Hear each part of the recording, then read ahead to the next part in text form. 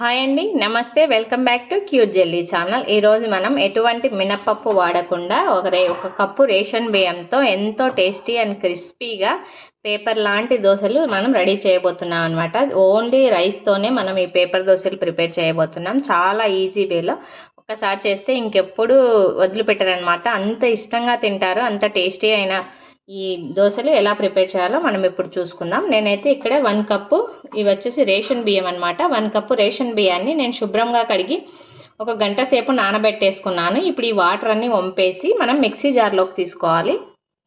ఈ బియ్యం అనేది ఒక గంట సేపు నానితే సరిపోతుంది. చక్కగా ఈ బియ్యాన్ని అన్నింటినీ మనం మిక్సీ జార్లోకి తీసుకోవాలి.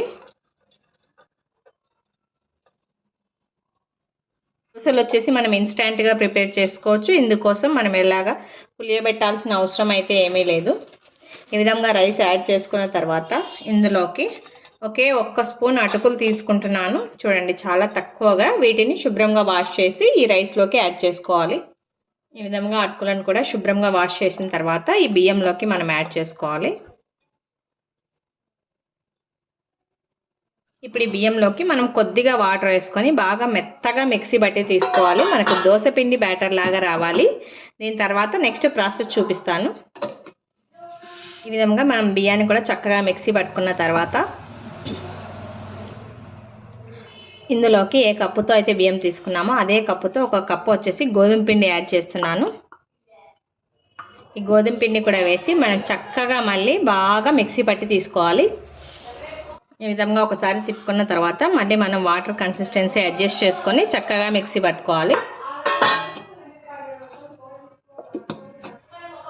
ఈ విధంగా మనం బియ్యము గోధుమ పిండిని కలిపి మిక్సీ పట్టుకున్నాం కదా, చక్కగా ఒక బౌల్లోకి యాడ్ చేసుకోవాలి. ఈ పిండి అనేది మనకు చాలా పల్చగా ఉండాలి. ఈ విధంగా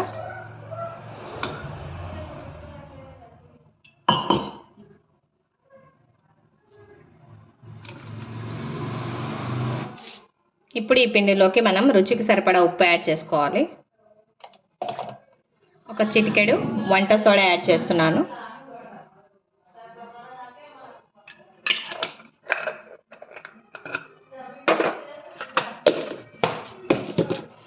ఉప్పు వంట సోడా వేసి బాగా చక్కగా మనం మిక్స్ చేసుకోవాలి.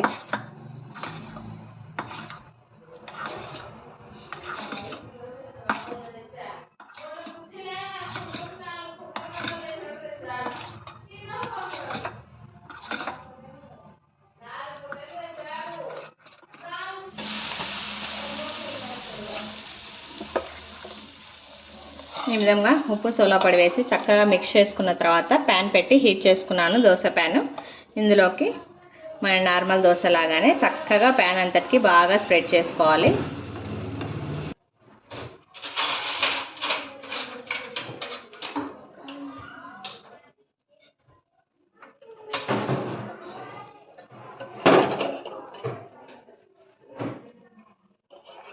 ఈ విధంగా దోశనంతటిని మనం స్ప్రెడ్ చేసుకున్న తర్వాత లైట్గా ఆయిల్ కూడా యాడ్ చేసుకోవాలి.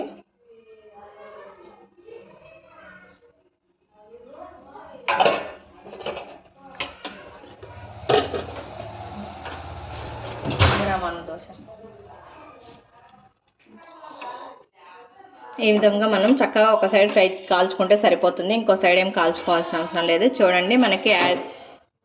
చూడండి, మనకు మినపప్పు వాడకుండా అదే కలర్, అదే టేస్ట్, అదే టెక్స్చర్తో మంచి పర్ఫెక్ట్గా పేపర్ దోశలు అనేటివి రెడీ అయిపోయాయి. వీటిని ఇలాగైనా తీసుకోవచ్చు, లేదా మనం కారం వేసుకోవచ్చు, లేదా ఉల్లిపాయ దోశ వేసుకోవచ్చు, ఆమ్లెట్ దోశ, ఏ విధంగా అయినా సరే ఇదే పిండితో హ్యాపీగా చేసేసుకోవచ్చు అనమాట. చాలా సింపుల్ ప్రాసెస్. ఈ రెసిపీ కనుక మీకు నచ్చినట్లయితే లైక్ చేయండి, షేర్ చేయండి, తప్పకుండా అందరూ సబ్స్క్రైబ్ చేయండి. Thanks for watching.